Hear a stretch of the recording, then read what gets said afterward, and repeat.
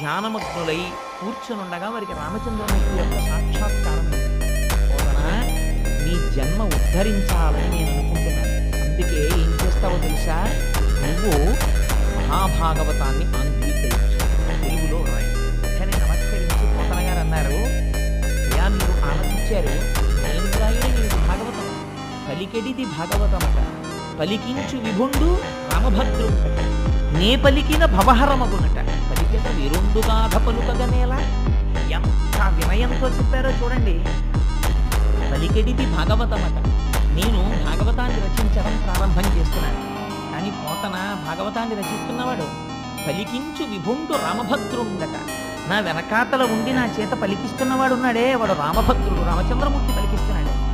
ఏం నీతోనే ఎందుకు పలికిస్తున్నాడు? నే పలికిన భవహరమగునట, ఎన్ని కోట్ల జన్మలు దారి తప్పి తిరిగావో అంత తొందరగా పోతుందని